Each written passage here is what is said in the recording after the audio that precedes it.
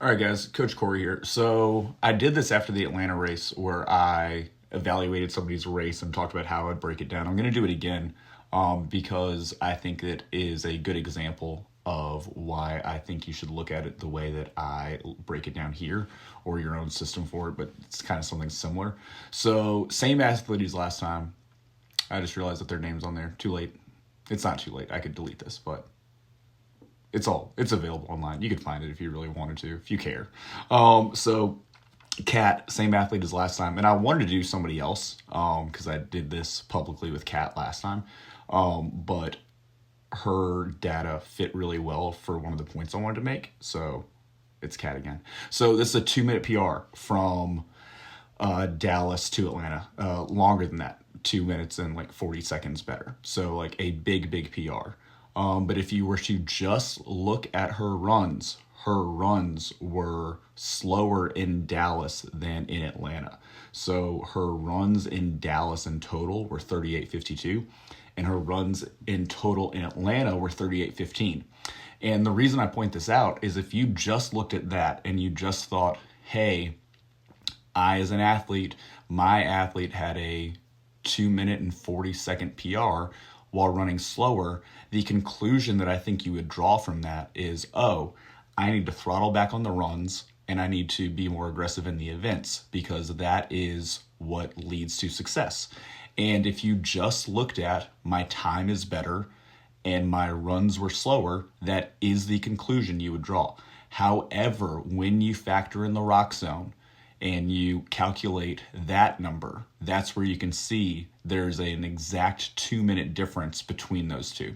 So her rock zone and run in Atlanta was a 44:31, and her rock zone and run together in Dallas was a 42:31, so a 2-minute improvement.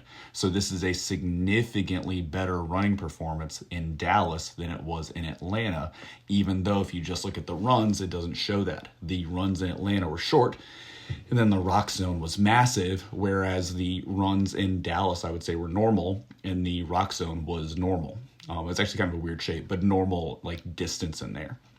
So with that and using that math, we can see that she ran an average of a 4:53 1K pace for the 8.7 kilometers and against a 5:07 before.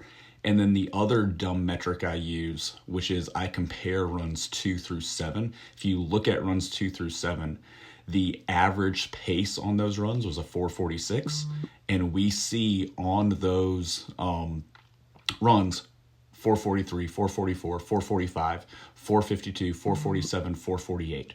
Like phenomenally consistent running. So if we were to not factor in the rock zone, we would say, oh, this is a disappointing run showcase. But in reality, this was her best running ever. Both in terms of consistency by a wide margin and the speed. So that's the big takeaway. And so this athlete should look at this and go, awesome. When I run like this, I can put up awesome times. Her ski erg was a little bit better. Her sled push was a little bit worse. Her sled pull was almost identical. Her burpee broad jump was almost identical. Her row was much slower, and that's something we had talked about of like, hey, you can be more aggressive on your runs and then use that row as a recovery.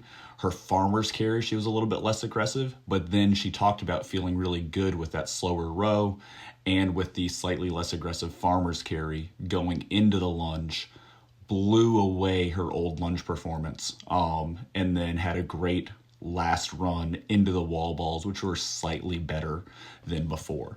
So that was a athlete that ran really well. There's not a ton of coaching that goes into that, just like run good, run better, run faster. But was able to use the Atlanta race to change up the strategy some, and then walk away with a like big PR, which is awesome. She's taken 14 minutes off since the spring, which was her first race, so like we'd expect some. But taking another 2 minutes and 40 seconds off in just a couple weeks, that's not a fitness change. That is a change in strategy that paid off, which they don't always pay off. Sometimes when you risk it, it goes poorly.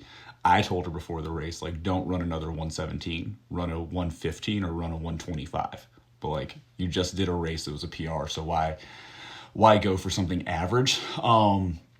but she did really well. So that is my evaluation of how I would coach somebody that you can steal and do for yourself, or better yet, send me money. Send me all of your money so that I can coach you and do cool stuff. But you can do all this stuff. You can do all this stuff on your own. And that is what I would do if I was you. And this is also a big reminder that you have to look at the rock zone as part of the run if you're making decisions, because this athlete would make poor decisions if we didn't do that fancy calculation. So I want you to be smart. I want all of your enemies to block me on Instagram, and I want them to not be smart. But I would like you to follow these tips and be smart about your racing and smart about your planning and smart about evaluating where you need to improve. For this athlete, you know, she did everything right. And now we know that her running can, you know, lead to a fantastic race. I hope that helps. I hope this is helpful. These videos are long and don't do well on Instagram, but that's okay. We're not here for Mark Zuckerberg. We're here for you. Peace out.